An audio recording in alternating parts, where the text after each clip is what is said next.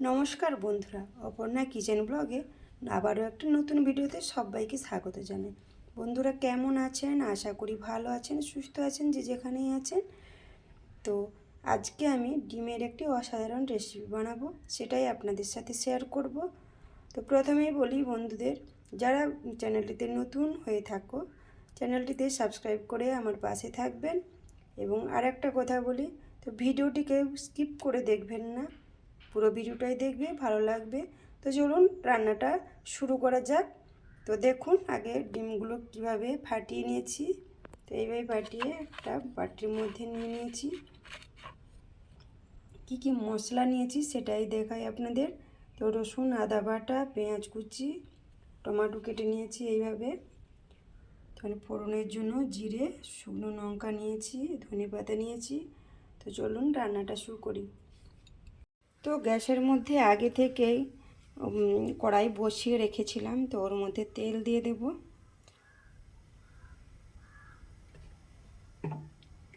তো সর্ষের তেলে রান্নাটা করব। তো তেলটা গরম হওয়ার অপেক্ষায় রইলাম। দেখুন বন্ধুরা, তেলটা আমার গরম হয়ে গেছে।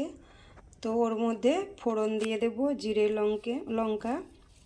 তো রান্নাটা আমি অল্প আঁচেই করব। দেখুন লঙ্কা, জিরা ফোড়ন দিয়ে দিলাম।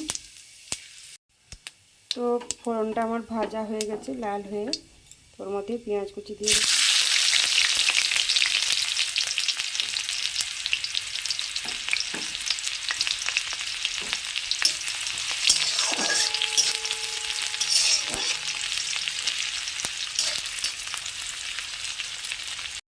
তো আদা রসুন বেটে রেখেছিলাম, দিয়ে দেবো। অল্প করেই বেটেছি। তো মশলাটা অল্প দিয়ে রান্নাটা করছি, দেখতেই পাচ্ছেন অল্প মশলা।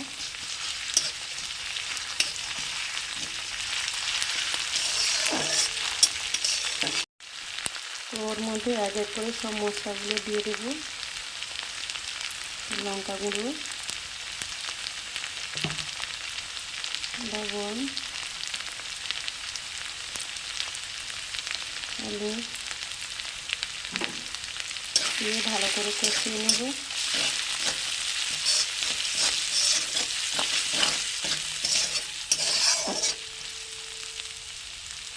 সত্যি খুব সুন্দর লাগে এইভাবে রান্না করে খেয়েও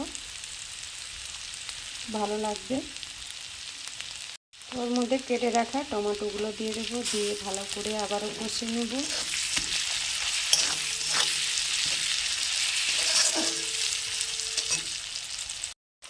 তো ওর মধ্যে ধনে গুঁড়ো, জিরে গুঁড়ো দিয়ে কষে নেব।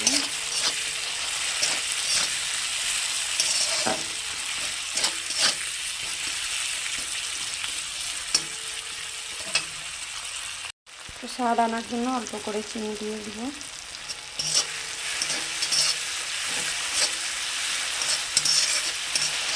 তো ঝালটা যে যার পরিমাণ মতো দেবেন, কারণ আমার যেভাবে যে বাড়িতে ঝাল খেতে পছন্দ করে আমি সেভাবেই দিয়েছি। তো রান্নাটা কিন্তু খুব সাবধানে করতে হবে, কারণ ডিমগুলো যাতে ভেঙে না যায়,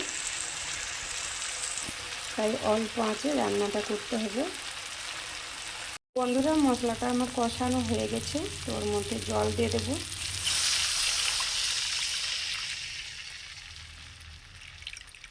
বেশি জল দেব না, অল্পই জল দেব। তো ঝোলটা ফোটার অপেক্ষায় রইলাম। তো বেশি ঝোল রাখবো না। তো কিভাবে রান্নাটা করি সেটাই দেখতে থাকুন বন্ধুরা। তো দেখুন বন্ধুরা, ঝোলটা আমার ফুটে এসে গেছে। তো ওর মধ্যে ডিমগুলো দিয়ে দেব। প্রথমেই বলেছি অল্প আছে, এভাবে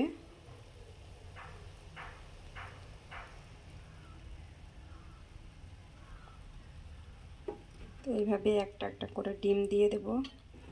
তো দেখতে থাকুন বন্ধুরা।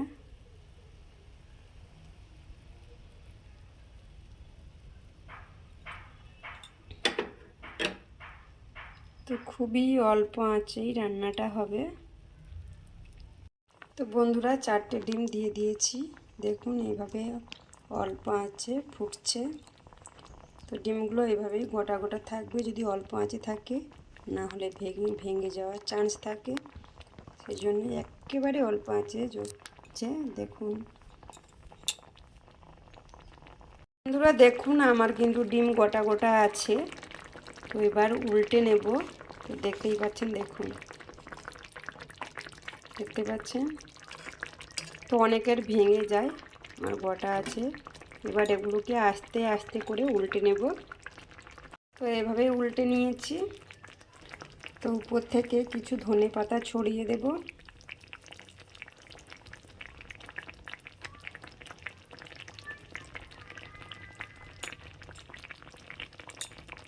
আমার হয়ে গেছে, দেখতেই পাচ্ছেন। তো আমি প্রথমেই বলেছি ঝোল রাখবো না বেশি, তো মাখামাখাই থাকবে, তো সেরকমই আছে।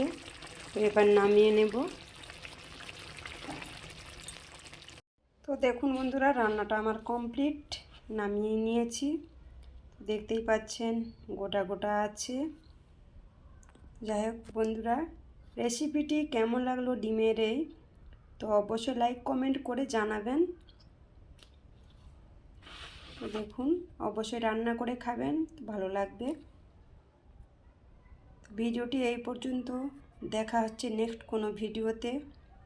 তো ততক্ষণ ভালো থাকবেন, সুস্থ থাকবেন, নিজেদের খেয়াল রাখবেন। অনেক ভালোবাসা রইল সবার জন্য। তো টাটা বন্ধুরা।